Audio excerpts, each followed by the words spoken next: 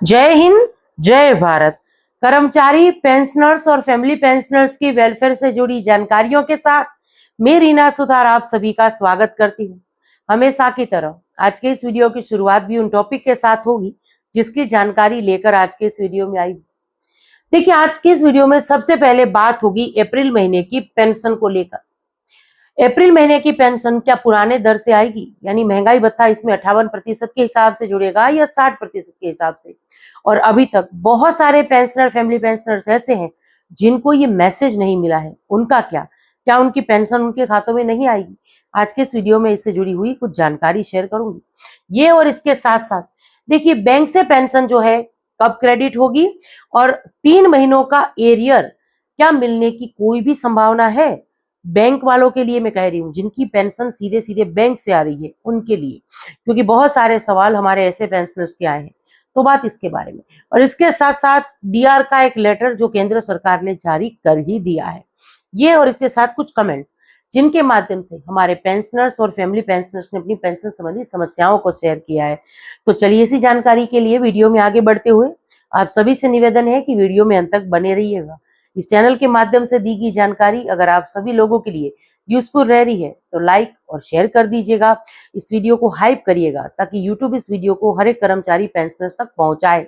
आप चाहें तो चैनल को ज्वाइन कर सकते हैं, लेकिन अगर सब्सक्राइब नहीं किया है तो जल्दी से पहले चैनल को सब्सक्राइब करके नोटिफिकेशन ऑन कर दीजिए और फिर वीडियो को देखना कंटिन्यू करिए। तो चलिए, इसी के साथ आज की इस वीडियो की शुरुआत करते हुए सबसे पहले बात कर लेते हैं कि देखिए, अप्रैल महीने की जो हमारी पेंशन है वो 30 तारीख को हमारे खातों में आएगी। ऐसा मैसेज स्पर्श टीम के द्वारा काफी पेंशनर, फैमिली पेंशनर्स को भेजा जा चुका है और इस मैसेज से ये कंफर्म हुआ है कि इस महीने की पेंशन 58% डीआर के साथ आ रही है, ना कि 60% डीआर के साथ। और अगर ऐसा क्यों हुआ, क्योंकि केंद्र सरकार ने इस बढ़े हुए महंगाई भत्तों का ऐलान करने में थोड़ा सा लेट कर दिया था। और यही बात मैं अप्रैल महीने की शुरू से ही कहती आ रही थी कि देखिए, अगर 15 तारीख से पहले केंद्र सरकार बढ़े हुए महंगाई भत्तों की घोषणा कर देती है तो ये पैसा हमारी पेंशन में जुड़कर अप्रैल महीने में आ सकता है और साथ ही में 3 महीनों का एरियर जो है वो हमें मिलेगा।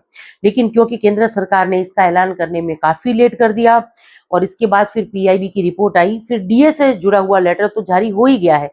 अभी आज के इस वीडियो में देखिए डीआर का लेटर भी शेयर करूंगी, लेकिन देखिए अनाउंस होते होते काफी लेट हो गया, इस वजह से पुरानी ही पेंशन आ रही है। लेकिन सबसे बड़ा सवाल यहाँ उन पेंशनर्स और फैमिली पेंशनर्स का है, क्योंकि देखिए कमेंट्स बॉक्स भरा हुआ है ऐसे मैसेज से जो ये कह रहे हैं कि अभी तक हमें पेंशन का मैसेज नहीं आया है। स्पर्श टीम के द्वारा एडवांस जो पेंशन क्रेडिट का एडवांस मैसेज है वो अभी तक नहीं भेजा गया। आप एक बार जो है ईमेल, अपना मेल चेक कर लीजिए, उसमें हो सकता है कि स्पर्श टीम ने आपको कोई मेल भेजा हो, क्योंकि कई बार ऐसा भी होता है। और दूसरी बात कि अगर आपने लाइफ सर्टिफिकेट सबमिट करा दिया है तो फिर आपको पेंशन क्रेडिट को लेकर चिंता करने की जरूरत नहीं है। हाँ, हर महीने कुछ ऐसे केस आते हैं जहां पेंशनर्स ये कहते हैं कि मैं मैसेज भी नहीं आया और पेंशन भी नहीं आया, लाइफ सर्टिफिकेट हमारा सही तरीके से सबमिट था, फिर भी हमारा पेंशन हमारे खातों में क्यों नहीं आया। खास तौर पर जब से स्पर्श में माइग्रेशन हुआ है ऐसी गड़बड़ियां बहुत सामने देखने के लिए मिल रही है।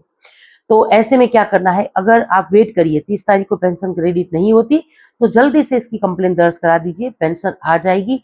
मेरे नंबर हो या स्पर्श के जो है टोल फ्री नंबर है, वो सभी नंबर जो है मैं वीडियोस में शेयर करती रहती हूँ। तो आप अगर पेंशन क्रेडिट नहीं होती तो हमसे भी संपर्क कर सकते हैं, मैं जरूर से मदद करूंगी। चलिए, इसी के साथ वीडियो में आगे बढ़ते हुए बात करते हैं बैंक की, बैंकों से। देखिए, ऐसे पेंशनर्स, फैमिली पेंशनर्स जिनकी पेंशन सीधे बैंक से आ रही है, उनको 26 तारीख से जो है उनके खातों में पेंशन देखने के लिए मिल सकती है। अमूमन ये देखा जाता है कि बैंक जो है जल्दी से, यानी हर महीने की 25-26 तारीख से पेंशन जो है क्रेडिट करना शुरू कर देती है। अलग अलग बैंक के अपने अलग अलग नियम होते हैं, उस हिसाब से जो है पेंशन क्रेडिट होती है। लेकिन अभी लास्ट टाइम जब जुलाई 2025 का जो है महंगाई भत्ता बढ़ा था, उस टाइम हमने ये देखा था, उस बार भी शायद ऐसा ही था कि देखिए ऐलान जो है केंद्र सरकार ने काफी लेट किया था और डीआर का लेटर आने से पहले ही कुछ पेंशनर्स ने ये कहा था कि हमारी पेंशन बैंक से आ रही है और हमारा जो एरियर है डीएडीआर का वो हमें मिल गया है। यानी कुछ बैंक जो है, हो सकता है कि इस डीआर के लेटर जो आज के इस वीडियो में आगे मैं शेयर करूंगी उसका इंतजार ना करें, क्योंकि केंद्र सरकार ने ऐलान कर दिया है तो पीआईबी की रिपोर्ट वगैरह भी आ गई है। तो हो सकता है कि कुछ बैंक ऐसे हैं जो बिना डीआर के लेटर का इंतजार किए अपने जो पेंशनर या फैमिली पेंशनर्स हैं उनको बढ़ी हुई पेंशन दे सकते हैं, या 3 महीनों का जो एरियर है महंगाई भत्तों का, जो डिफरेंस आया है 2% का, उसका एरियर जो है वो भी साथ में उसका भुगतान कर सकते हैं। पिछली बार हमने यही देखा था और हो सकता है कि इस बार भी ऐसा हो, लेकिन स्पर्श टीम ऐसा करेगी ये नहीं हम कह सकते। और अभी तो ये जो मैसेज आया है उससे ये क्लियर भी हो चुका है। तब जो जिनकी पेंशन स्पर्श से आ रही है उनको एरियर कब मिलेगा, अगर इसके बारे में बात करें तो मई 10 से पहले पहले ये 4 महीनों का जो एरियर है सभी के खातों में क्रेडिट हो सकता है। चलिए इसी के साथ वीडियो में आगे बढ़ते हुए ये डीआर का जो लेटर है उसको देख लेते हैं। अभी आप देख पा रहे हैं डीआर का जो लेटर है इसको भी फाइनली केंद्र सरकार ने जारी कर दिया है और इसमें भी यही कहा गया है कि 1/1/2026 से जो है जो पेंशनर्स हैं या फैमिली पेंशनर्स हैं उनको जो है बढ़े हुए महंगाई भत्तों का भुगतान होगा। यानी 1 जनवरी 2026 से 2% की बढ़ोतरी की गई है और वही इसी को लेकर यह लेटर जो है जारी किया जा चुका है। और अब इस लेटर के साथ ये कंफर्म हो गया है कि मई महीने की पेंशन जो है हमारी बढ़ी हुई आएगी। तो चलिए ये जानकारी थी डीएडीआर के लेटर को लेकर। अब वीडियो में आगे बढ़ते हुए कुछ कमेंट्स देख लेते हैं। देखिए हमारे एक पेंशनर्स लिख रहे हैं कि मैडम जी एमएससीपी 2006 से पहले वालों को भी मिलेगा। देखिए एमएससीपी 1 जनवरी 2006 से पहले जो रिटायर होकर आए हैं उनको लागू नहीं है, तो नहीं मिलेगा। अगर कोई आपको ऐसा कहता है कि आप लेटर लिखिए या हम आपको जो आप 2006 से पहले रिटायरीज हैं फिर भी हम आपको एमएससीपी वगैरह दिलवा देंगे, तो ऐसी किसी भी बात पर आपको भरोसा नहीं करना। तो 1 जनवरी 2006 में जो भी रिटायर होकर आए हैं उन सभी को एमएससीपी लागू है, उससे पहले जो रिटायर होकर आए हैं उनको एमएससीपी लागू नहीं है। चलिए अगला कमेंट देख लेते हैं। एक लिख रहे हैं कि नमस्कार मैम, क्या डीए ऐसे ही बढ़ता रहेगा? देखिए महंगाई भत्तों के बारे में आपको ज्यादा जानकारी चाहिए तो कल के एक वीडियो में मैंने विस्तार से इसके बारे में बात की है। हमारे देश के एक जाने माने अखबार में जो एक आर्टिकल छपा था जिसमें यह कहा गया था कि अभी जुलाई 2026 तक हमारा महंगाई भत्ता जो है जिस हिसाब से थोड़ा थोड़ा करके बढ़ रहा है तो 3% की बढ़ोतरी देखने के लिए मिलेगी। यानी जुलाई 2026 के बाद जब केंद्र सरकार बढ़े हुए महंगाई भत्तों की घोषणा करेगी तब 3% की घोषणा कर सकती है। एआईसीपीआई इंडेक्स के आंकड़े तो कम से कम यही बता रहे हैं। तो अगर उस आर्टिकल की माने तो देखिए डीएडीआर जो है लगातार इसी तरीके से बढ़ता रहेगा जब तक वेतन आयोग के तहत, नए वेतन आयोग के तहत हमारी सैलरी या पेंशन में बढ़ोतरी नहीं होती है। जैसे ही हमें नई पेंशन मिलेगी, नई सैलरी मिलेगी, उसी के साथ हमारा डीएडीआर का आंकड़ा जो है वो 0 हो जाएगा। यानी ये थोड़ा बहुत डिफरेंस रहता है पे कमीशन में, तो उस पर भी मैं कोशिश करूंगी एक डिटेल में वीडियो बनाने की, तो उसमें हम ज्यादा बात करेंगे। लेकिन महंगाई भत्ता इसी तरीके से जो है बढ़ता रहने वाला है। चलिए अब ये कमेंट है हमारे पेंशनर्स का। ये लिख रहे हैं कि जय हिंद मैम जी, मैं 30 अप्रैल 2008 को रिटायर हुआ हूँ नौसेना से, हवलदार रैंक से। 26 साल मेरी कंप्लीट सर्विस है। क्या मुझे जो नेशनल इंक्रीमेंट है मिलेगा? नेशनल इंक्रीमेंट मुझे लागू है? अगर है तो उसके लिए क्या करना पड़ेगा?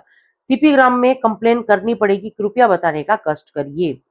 देखिए सबसे पहली बात ये कि इनसे हमारी पहले भी बात हुई है, जिन्होंने भी ये कमेंट किया है मैंने वीडियो में भी इसमें कमेंट्स में जवाब दिया है इनके लिए। तो देखिए जैसे कि यहाँ पर ये लिख रहे हैं कि ये 26 साल की सर्विस करके रिटायर है। हालांकि यहाँ पर यहाँ हवलदार रैंक लिख रहे हैं, नेवी में रैंक अलग अलग होते हैं, फर्क होता है, पर 26 साल के हिसाब से इनको नायब सूबेदार के बराबर जो नेवी में रैंक होता है उसके हिसाब से इनको पेंशन मिलनी चाहिए। तो इसके लिए आप कार्रवाई करिए। सीपी ग्राम पर पहले सबसे पहले आप एमएससीपी को लेकर कंप्लेन दर्ज कराइए। और दूसरी बात, जहां रही नेशनल इंक्रीमेंट की बात, तो 30 अप्रैल को जो भी रिटायर होकर है वो नेशनल इंक्रीमेंट को लागू नहीं है। नेशनल इंक्रीमेंट जून और दिसंबर लास्ट में जो रिटायर होकर आते हैं उन्हीं को लागू है, बाकी किसी को भी नेशनल इंक्रीमेंट का लाभ नहीं मिलने वाला है। चलिए अगला कमेंट देख लेते हैं। एक लिख रहे हैं कि क्या ये सब फैमिली पेंशनर्स के लिए भी होगा? यानी हमारी एक फैमिली पेंशनर्स जो है वो पूछ रही है कि क्या ये लाभ सारे, चाहे महंगाई भत्तों में बढ़ोतरी हो, 18 महीनों के डीएडीआर के एरियर में का मिलना हो, या 8वें वेतन आयोग के तहत हमारी पेंशन में बढ़ोतरी हो, क्या ये सारे लाभ जो है फैमिली पेंशनर्स को भी लागू है? तो बिल्कुल लागू है। अगर केंद्र सरकार के द्वारा कोई नया सर्कुलर वगैरह आता है तो बाकायदा उसमें पारिवारिक पेंशनभोगी भी लिखा होता है। तो इस बात को लेकर निश्चिंत रहिए, आने वाले दिनों में 8वें वेतन आयोग के तहत आपकी पेंशन में भी अच्छी खासी बढ़ोतरी जरूर से होगी। चलिए इसी के साथ एक और कमेंट देख लेते हैं। एक लिख रहे हैं कि गुड इवनिंग मैम, ये रिटायर आए हैं 2000 में और ये पूछ रहे हैं एमएसपी और एसीपी लागू है या नहीं। टीएस नायक से रिटायर होकर आए हैं। देखिए, 2000 एमएसपी की अगर बात करें तो 2006 से पहले जो रिटायर होकर आए हैं, डायरेक्ट उनके पीपीओ में एमएसपी कहीं पर भी लिखी हुई नहीं दिखेगी। एमएसपी बेसिक में मर्ज होती है। साल 2006 से पहले जो रिटायर होकर आए हैं उनको एमएससीपी लागू नहीं थी, लेकिन ओआरओपी के तहत जो हमारी पेंशन में बढ़ोतरी होती है उस हिसाब से हमें एमएसपी मिल रही है, क्योंकि ओआरओपी में जो हमारी पेंशन तय की गई है, चाहे ओआरओपी 1 में, 2 में या 3 में, तो वो उससे जब ओआरओपी आती है उसके 2 साल के या 1 साल पहले के जो पेंशनर्स हैं उनकी पेंशन से कैलकुलेट करके ये सारा डाटा निकाला जाता है। तो एमएसपी 2006 के बाद वाले सभी को लागू है, तो उसी हिसाब से ओआरओपी मिल रही है तो एमएसपी भी मिल रही है। और रही बात एसीपी की, तो 2003 से पहले जो भी रिटायर होकर आए हैं उनको एसीपी लागू नहीं। तो ये थे कुछ कमेंट्स जिनमें हमारे पेंशनर्स और फैमिली पेंशनर्स ने अपनी पेंशन संबंधी सवालों को पूछा था, या एसीपी या एमएससीपी या एमएसपी को लेकर अगर उनको किसी बात का संदेह था तो इसको लेकर उन्होंने अपने सवाल जो थे हमारे सामने रखे थे। अगर कोई पेंशनर या फैमिली पेंशनर्स ऐसे हैं जिनके पेंशन संबंधी सवाल हैं तो वो हमें वीडियो के कमेंट्स के माध्यम से पूछ सकते हैं। मैं उसके अगले वीडियो में उसके जवाब जरूर से दूंगी। पर आज तक के लिए यही जानकारी थी जिसको लेकर आज के इस वीडियो में आई थी। अब जानकारी आप सब लोगों को कैसी लगी कमेंट्स के माध्यम से जरूर से शेयर करिएगा। इसी के साथ आज के इस वीडियो से विदा लेती हूँ। जय हिंद।